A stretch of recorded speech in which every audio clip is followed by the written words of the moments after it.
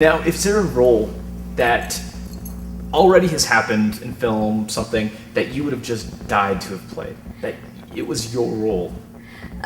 Well, yes, but I was fortunate enough to play it. Oh, okay. It was the character Cyron, and it was a movie called Kinetics. It was shot in Ohio, and the cast was actually pretty huge. They had actors from Ohio, New York, Michigan, Kentucky, and I think Pennsylvania.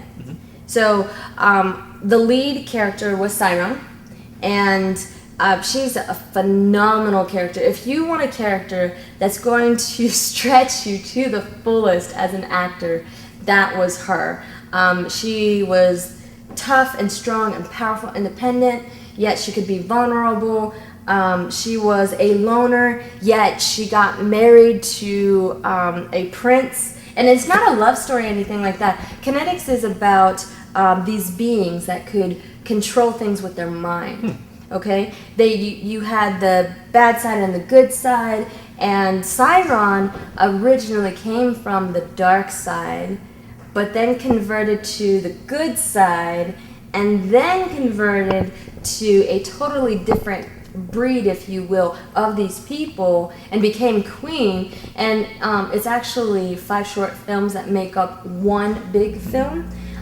So she went through so much transition and transformation, and one scene, because you shoot them out of order, obviously, you go on location, and one scene she's crying, the next scene she's got wrath and fire in her eyes, the next scene she's calm, and the next scene she's pregnant. I don't know, it just was a phenomenal film series, but then the character is my favorite to date. So far, I cannot top that character. And if I had the opportunity to play that character again, like a reprised storyline or something like that, I would definitely jump on that chance. So, Cyron, Kinetics, you never know. You bring up an interesting point about film acting, is that you never shoot things in order. Yes. So sometimes you have to put your state of mind somewhere before you've even worked on another scene. And it's very different from live theater. Yes, it's definitely not chronological, like you said. You really have to know your character. It's not about, oh, well, I have to do this first to get into the emotion. You really have to tap into the emotion from the very beginning, and then be able to shut it off and turn on something else in order to capture the next scene. So you're right, it's totally mental, and it is taxing on you depending on how much experience you have. And I have a lot of experience, yet that character, challenged me. I mean, to the breaking point, challenged me, but I loved it. Sure. And it sounds like you've had opportunity to play some really great characters. What other credits do you have? Well, I have several, but one of the ones that I want to mention, I was working in St. Louis, and it was a short film called A Cure. And the director, now I'm young, so the director said, I want to cast you as a middle-aged woman. I'm like, okay, so how is this going to work out? I'm supposed to be a middle-aged teacher in her 50s, and it was Mrs. Atwood. So I created this voice just because I'm also a voice actor. So I created this voice because I thought of this character that I wanted to try to develop. And when I had the opportunity to play Mrs. Atwood, I did the voice. So this is my real voice. But then I was like, little girl, where is the light? I can't see a thing.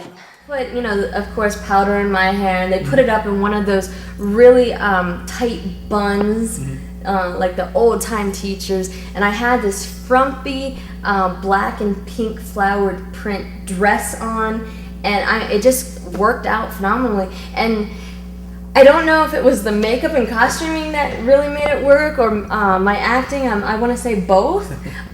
We were at the premiere, because it went into a film festival. We were at a premiere. The director was sitting to the right of me. I was sitting right here. 2 seats down, a young woman turned after the premiere, and we saw the film, turned to the director, William Levy, and said, why didn't Mrs. Atwood come?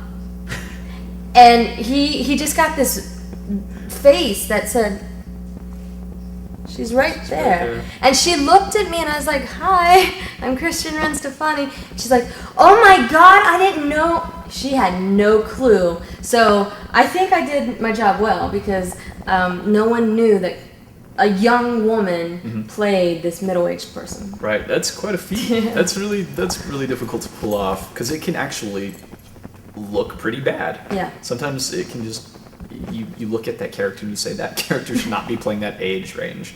But it sounds like you did a good job. I'm sure it was your talent. Thank you.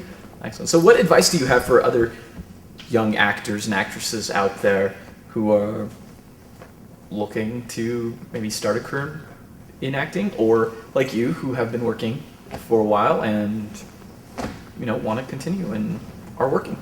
All right.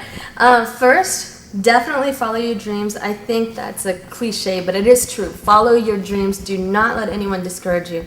But before you can follow your dreams, I believe you need to be educated, be it taking acting classes or researching what acting is and what that means and what it is to be an actor.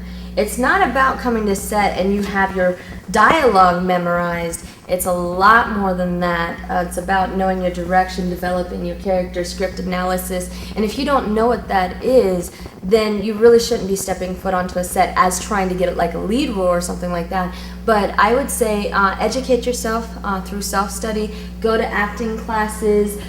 When you're watching movies, don't just watch, but see what the camera is doing and what that is revealing about characters, and really start analyzing screenplays. And then, of course, learning terminology.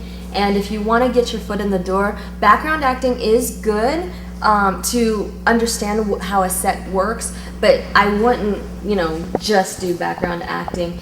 Get your feet wet and then start auditioning for small roles. Even theater is a really good tool for learning, because then you have to memorize things straight through. You can't do, can I take 3? So do these little things, build up to what you want to do in acting. Don't just jump in and get a lead role. Really take it seriously, take it step by step, and hone your craft. Absolutely. Great advice. Absolutely great advice, actually. Now, what can you tell us finally? Last question of the evening. Okay. What about Sacha? Where is she going to be going? Can you tell us more about your character and what we can expect? Okay. Obviously, I can't give you spoilers, but I will. I always say that. I think the director would have a heart attack if I did. But I can say that Sacha befriends a character on Tallon Lake that you wouldn't really associate someone of her caliber. Sacha is very rich, very well known, famous for her art. And you wouldn't expect that she would befriend and get very close to someone who's completely opposite. And without giving too much more than that, it just shows that she is someone that takes everyone for their individual personalities rather than status quo.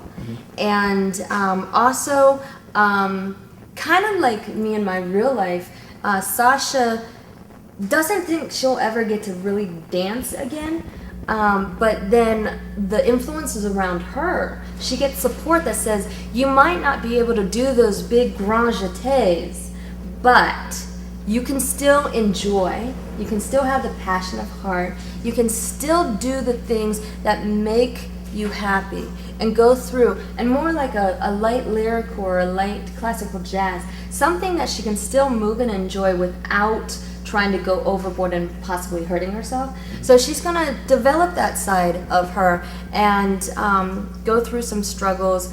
And the message behind Sacha is, no matter what kind of physical limitations you have, you still can do things. It just might need to be a slightly different way, but you still can hold on to your dreams. Excellent. So that's Sacha. Excellent. Well, we look forward to seeing more of Sacha.